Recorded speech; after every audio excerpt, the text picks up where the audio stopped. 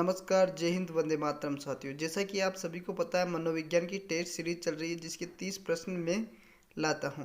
तो दोस्तों, रीट के एग्ज़ाम के लिए लेवल 1 और level 2 first grade second grade के लिए सभी के लिए ये वीडियो बहुत ही महत्वपूर्ण है। आप वीडियो को लाइक और शेयर नहीं करते दोस्तों, लाइक और शेयर ज़रूर करें ताकि इससे ये वीडियो ज़्यादा से ज़्यादा लोगों तक पहुँच सके। दोस्तों, अब चलते हैं अपने वीडियो की ओर। प्रश्न नंबर 1 है, बुद्धि का त्रिचापी सिद्धांत किसने दिया? तो दोस्तों, Arthur Jensen A, Robert Sternberg, Spearman और अल्बर्ट विने। इन चारों में से कौन सा आंसर आएगा? Option number B, Robert Sternberg ने त्रिचापी सिद्धांत दिया था। प्रश्न नंबर 2 है, मानसिक आयु का संप्रत्यय कब दिया गया? मानसिक आयु जो दी थी वो कब दी गई थी? तो वो दी गई थी 1908 में। ऑप्शन नंबर बी इसका राइट आंसर है। 1905, 1908, 1930 और 1915। तो 1908 में मानसिक आयु का संप्रत्यय दिया गया था। अगला प्रश्न है अपना प्रश्न नंबर 3। 1912 में विलियम स्टर्न ने कौन सा संप्रत्यय विकसित किया था? विलियम स्टर्न ने कौन सा संप्रत्यय विकसित किया था दोस्तों? तो ये किया था बुद्धि लब्धि का, मानसिक आयु का, वास्तविक आयु का, एक कारक सिद्धांत का। तो किसका किया था दोस्तों? उन्होंने विलियम स्टर्न ने 1912 में बुद्धि लब्धि का, ऑप्शन नंबर बी, बुद्धि लब्धि का संप्रत्यय विकसित किया था। प्रश्न नंबर 4 है, अपने आप का प्रत्यक्षण करना। अपने आप का, स्वयं का प्रत्यक्षण करना, अपनी क्षमताओं और गुणों के बारे में विचार करना क्या कहलाता है दोस्तों? आत्मसम्मान, आत्मसंप्रत्यय, आत्मनियमन, सामाजिक आत्म। क्या लगता है आपको इसमें कौन सा आंसर होगा? तो दोस्तों, इसका आंसर होगा आत्मसंप्रत्यय, स्वयं के बारे में धारणा बनाना, प्रत्यक्षण करना। ऑप्शन नंबर 20 का राइट आंसर होगा। अगला प्रश्न अपना प्रश्न नंबर 5। व्यक्तित्व को टाइप ए व टाइप बी में किसने वर्गीकृत किया? फ्रीडमैन व रोजनमैन, सेल्डन, मॉरिस या आइजिंग। तो दोस्तों, ये किया था फ्रीडमैन और रोजनमैन। ऑप्शन नंबर ए इसका राइट आंसर है, ऑप्शन नंबर ए। अगला प्रश्न है, गांधी जी की अहिंसा और हिटलर का नाजीवाद व्यक्तित्व के किस गुण का उदाहरण है? गांधी जी की जो अहिंसा है और हिटलर का नाजीवाद व्यक्तित्व की किस गुण का उदाहरण है?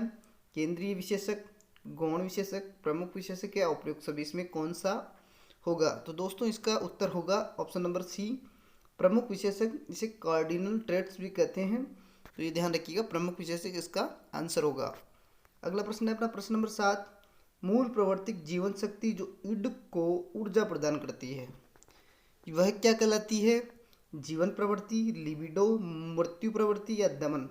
चारों में से कौन सा आंसर होगा? ऑप्शन नंबर बी, लिबिडो इसका राइट आंसर होगा।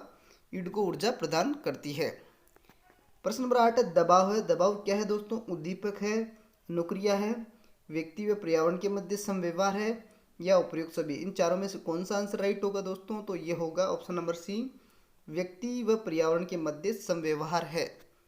अगला प्रश्न है अपना प्रश्न नंबर 9। परिपक्वता इत्यादि से व्यवहार में उत्पन्न परिवर्तन। परिपक्वता जो होती है उससे व्यवहार में जो परिवर्तन होते हैं उसको अधिगम कहा जाता है। क्या ये सही है? नहीं, हाँ, अनिश्चित, कभी कभी। तो ये कभी भी नहीं होगा। परिपक्वता के दौरान जो परिवर्तन होते हैं वो वृद्धि होती है, वो अधिगम नहीं होता है। तो option number A right answer होगा इसका। प्रश्न नंबर 10 है, सम्मान उद्दीपकों के प्रति सम्मान अनुक्रिया। सम्मान उद्दीपक है, उनके प्रति अनुक्रिया भी सम्मान वैसी होगी। तो उसे क्या कहते हैं? विभेदन, विलोपन, सामान्यीकरण या कोई नहीं। इसका उत्तर होगा दोस्तों ऑप्शन नंबर सी, सामान्यीकरण होता है सम्मान उद्दीपकों के प्रति सम्मान अनुक्रिया। अगला प्रश्न है प्रश्न नंबर 11। घोड़े को तालाब के पास ले जाया जा सकता है परंतु उसे पानी पीने के लिए मजबूर नहीं किया जा सकता। किस नियम का उदाहरण? थॉर्नडाइक ने 3 नियम दिए थे, उनमें से पूछा गया है घोड़े को तालाब के पास ले जाया जा सकता है लेकिन पानी नहीं पिलाया जा सकता, पानी के लिए मजबूर नहीं किया जा सकता। तो कौन सा उदाहरण है? प्रभाव का नियम, अभ्यास का नियम, तत्परता का नियम, मनोवर्ती का नियम। इसका उत्तर होगा तत्परता का नियम। ऑप्शन नंबर डी इसका राइट आंसर होगा, तत्परता का नियम। अगला प्रश्न है, आवश्यकता किसे जन्म देती है? आवश्यकता किसको जन्म देती है? उद्दीपन, लक्ष्य, अंतर्नोद या उपलब्धि। आवश्यकता जब भी होती है तो वो जन्म देती है ऑप्शन नंबर सी, अंतर्नोद को। ऑप्शन नंबर सी इसका राइट आंसर होगा। प्रश्न नंबर 13 है, गेरेट के अनुसार अभिप्रेरणा को कितने वर्गों में बांटा है? 1, 2, 4 या 3। ये राइट आंसर होगा ऑप्शन नंबर डी, 3 अभिप्रेरणा के 3 वर्गों में बांटा है गेरेट ने। तो ये ध्यान रख लीजिएगा। अगला प्रश्न है, किसी समस्या का समाधान करने से पूर्व उससे जुड़े सभी तथ्यों के गुण दोष को भलीभांति परखने के बाद किसी निष्कर्ष पर पहुंचना कैसा चिंतन है? ये कैसा चिंतन होता है दोस्तों? आगमनात्मक होता है, आलोचनात्मक होता है, निगमनात्मक होता है या उपरोक्त सभी होता है? तो दोस्तों इसमें कौन सा उत्तर होगा? तो ये राइट आंसर होगा ऑप्शन नंबर बी, आलोचनात्मक चिंतन होता है। समस्या से पूर्व जुड़े हुए उससे संबंधित तथ्यों गुणों दोषों को भलीभांति परखने के बाद निष्कर्ष पर पहुंचना आलोचनात्मक चिंतन होता है। ऑप्शन नंबर बी इसका राइट आंसर होगा। प्रश्न नंबर 15 है, कल्पना का वह स्वरूप जहाँ व्यक्तिगत अनुभूतियों को ज्यों का त्यों चेतना में लाने का प्रयास करता है, तो वह कौन सी कल्पना कहलाती है? उत्पादनात्मक, सृजनात्मक, पुनरुत्पादनात्मक, सौंदर्यबोधी। तो ये दोस्तों क्या कहलाता है? पुनः उत्पादनात्मक। ऑप्शन नंबर इसका राइट आंसर होगा पुनः उत्पादनात्मक। नाम थोड़ा डिफिकल्ट लग रहा है परंतु इसका आंसर यही होगा। अगला प्रश्न है, एनसीएफ 2005 की फुल फॉर्म है। एनसीएफ 2005 की फुल फॉर्म क्या होगी? National curriculum framework, national column framework, national common frame, notes common frame. इसका राइट आंसर क्या होगा? ये तो लगभग हर परीक्षा में पूछा ही जाता है, कभी ना कभी तो आपने देखा ही होगा।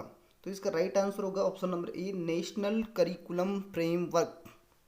अगला प्रश्न है अपना प्रश्न नंबर 17 है, एनसीएफ का आरंभ किस उदाहरण से हुआ? किस उदाहरण से हुआ? रविंद्रनाथ टैगोर के भाषा और विचार से, सम्मान और संस्कृति से, सभ्यता और प्रगति से, सभ्यता और प्रणाली से। तो दोस्तों इसका राइट आंसर होगा ऑप्शन नंबर सी, सभ्यता और प्रगति एक उदाहरण है। रविंद्रनाथ टैगोर ने इस उदाहरण से 2005 एनसीएफ को आरंभ किया था।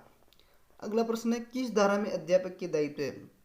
अध्यापक के जो दायित्व होते हैं वो किस धारा के अंतर्गत है? धारा 24, धारा 30, धारा 28, धारा 2। तो इसका उत्तर राइट आंसर होगा ऑप्शन नंबर ए, धारा 24 के अंतर्गत अध्यापक के दायित्वों के बारे में बात की गई है। 19वां प्रश्न, निम्न में से कौन सा मूल्यांकन का प्रकार नहीं है? रीट में आया हुआ प्रश्न है। निर्माणात्मक, सीसीई, योगात्मक या मानक, इन चारों में से कौन सा राइट आंसर है दोस्तों? तो इसका राइट आंसर होगा ऑप्शन नंबर डी, मानक। अगला प्रश्न अपना, सृजनात्मकता को खालिस्तान की अवधारणा से संबोधित माना जाता है। द्रव बौद्धिकता, रवादार बौद्धिकता, अभिसृत सोच या विविध सोच। तो ये होगी विविध सोच। ऑप्शन नंबर डी इसका राइट आंसर होगा।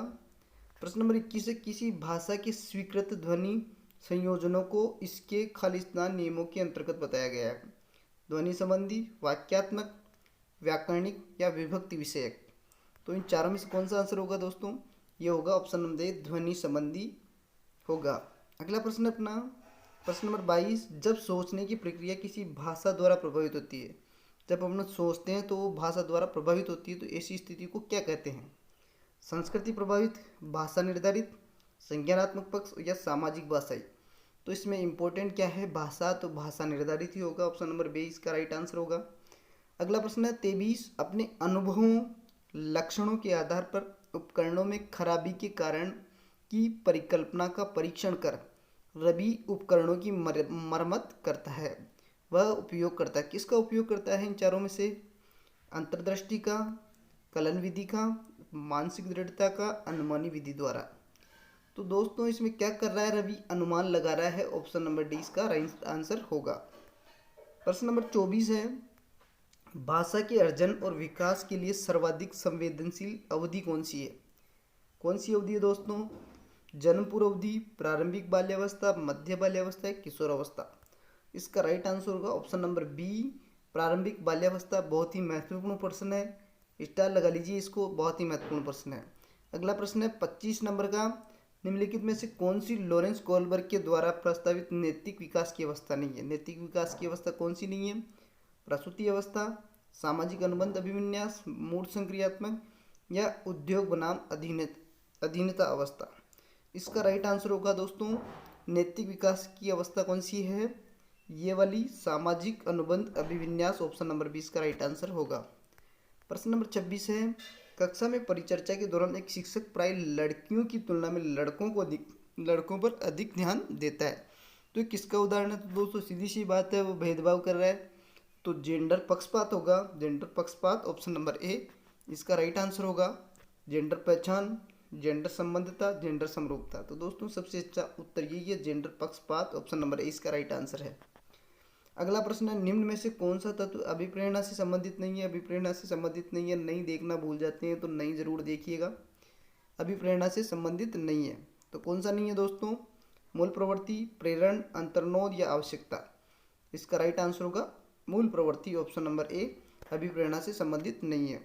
अगला प्रश्न 28वां, अधिगम तक पहुंचने के राजमार्ग को क्या कहते हैं? उद्दीपन, संवेदना, प्रवाहिता, अभिप्रेरणा। अधिगम तक पहुंचने के राजमार्ग को अभिप्रेरणा कहते हैं, मोटिवेशन कहते हैं। ऑप्शन नंबर डी इसका राइट आंसर होगा। 29 नंबर प्रश्न है, प्रतिभाशाली जो बालक होते हैं 50% मित्र बनाने की इच्छा रखते हैं, 80% धैर्यवान होते हैं और 96% अनुशासन प्रिय होते हैं। ये किसका मानना है? विट्टी का, नन का, स्पीयरमैन का, विलफ का। तो दोस्तों इसका राइट आंसर होगा ऑप्शन नंबर ए विट्टी का। Option number A right answer होगा। अगला प्रश्न है, लास्ट और अंतिम प्रश्न, मैकडूगल की व्यक्ति के 14 संवेग माने हैं। व्यक्ति की कितने संवेग माने? 14। उनमें से सबसे महत्वपूर्ण कौन सा है? स्टार लगा लीजिए, बहुत इंपॉर्टेंट प्रश्न है। सबसे महत्वपूर्ण इन्होंने किसको माना? आत्माभिमान, दया, आत्मसम्मान या भय। तो इसका राइट आंसर होगा ऑप्शन नंबर डी, भय को सबसे महत्वपूर्ण माना है। दोस्तों ये वीडियो अच्छा लगा हो तो लाइक करें और शेयर करना ना भूलें। जय हिंद, जय भारत।